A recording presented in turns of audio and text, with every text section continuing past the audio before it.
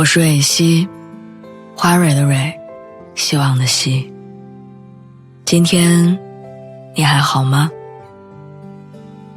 不管你在哪儿，也无论你今天经历了什么，我的声音都会一直陪着你。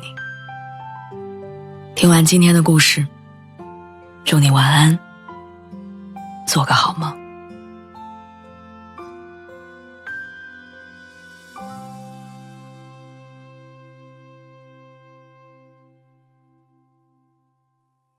前几天午休吃饭的时候，同事兴高采烈地邀请我们几个人坐动卧从北京到上海玩。我问他为什么不坐飞机或者高铁，要选择一晚上的动卧。他说因为没坐过，觉得好玩。我说那你一定没怎么坐过成宿的绿皮火车，冬天的车厢会漏风，就算整个人蜷缩在被子里，也依然不暖和。下了火车，腰疼头疼，浑身的烟味儿，全身都不舒服。也想不到吧，如今连动卧高铁都嫌漫长不舒服的人，曾经为了见另一个人，每个月都要往返一次相距1000公里的2座城市，坐14个小时的绿皮火车，满身疲惫，但甘之如饴。18岁我跟他恋爱的时候，我们还是没有脱掉校服的学生，两个人为了见一面争分夺秒的吃饭学习，只为了放学的时候能一起多走几分钟的路。约会的地方要么就是操场，要么就是自习室，两个人拉拉手说说话，心满意足到不行。为了上同一个城市的大学，我们卯足了劲儿学习。可能是老天爷要考验那些深爱的情侣，阴差阳错的让我们远隔千里。收到录取通知书的时候，我抱着他嚎啕大哭，他也忍不住哽咽了。他安慰我说没事儿，4年而已，我们可是要一辈子在一起的人。那4年，每个晚上我们都雷打不动的视频通话，每一个月都约定见面，每次生日都给对方准备礼物。其实上学时候的情侣真的挺穷的，送对方一个礼物要攒好久的钱，约着一块旅行也只能选最便宜的车次和性价比最高的青年旅社。可是那个时候的快乐它好单纯，你知道我能为了一支口红开心很久。大学毕业之前，我从南方到北京找他，我们租了4、5环外的一间10几平的屋子。那间屋子很便宜，但离地铁站特别远。每次出门的时候，都是他骑着2手的电动车路过尘土飞扬的街道，再到地铁站。找工作的那阵子，两个人又穷，压力又大。我买菜做饭，他收拾屋子洗衣服，每天计算着开销，想着存钱还房子。虽然特别苦，但真的很像结了婚的夫妻一样在一起生活着。他不知道我为了撑住两个人的生活，没出息地问我爸妈要了多少次钱。我也是很久之后才发现，我睡着的晚上，他总是一个人跑到楼道里抽烟。他挣的第一笔工资6000块，给我买了我一直很喜欢的那款包。我生病去医院做了一个小手术，是他陪着的。我从手术室里被推出来的那一刻，他拉着我的手，委屈的一直在哭。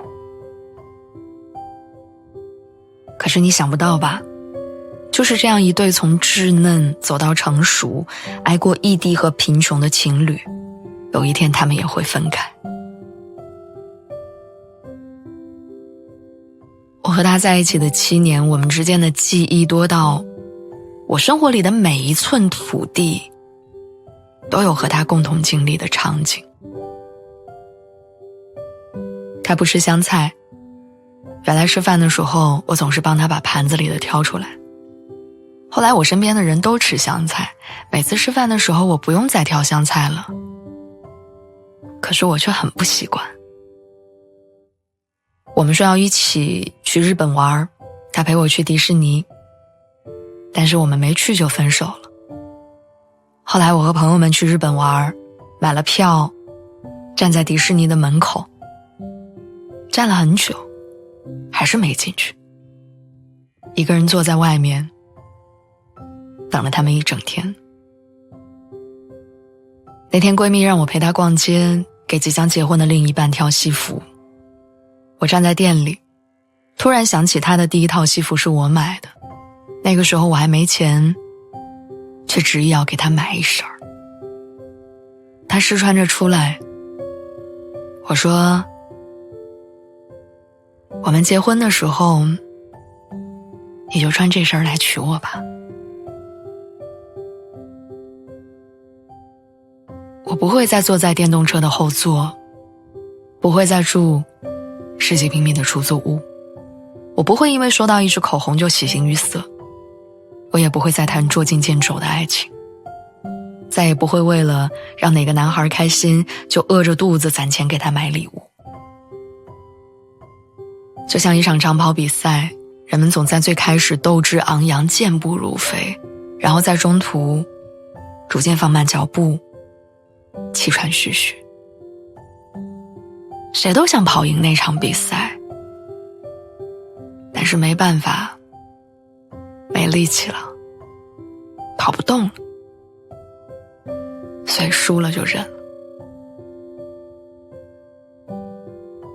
我当然相信我还会遇到更好的人，但是我没有勇气再和他挤10几平米的出租屋，然后互相打气。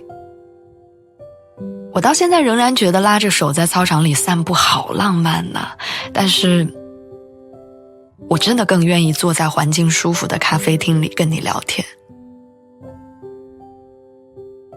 我肯定会收到更贵重的礼物，但不会再为了这个礼物激动地向所有人炫耀了。我想起之前看过的一对男女分手时候的对话，男生说，你会找到一个比我更好的人。女生回答说，但我不会再对人这么好了。也许我们都越来越会谈恋爱了，但我们都没有精力，也不愿意再奋不顾身地爱一个人。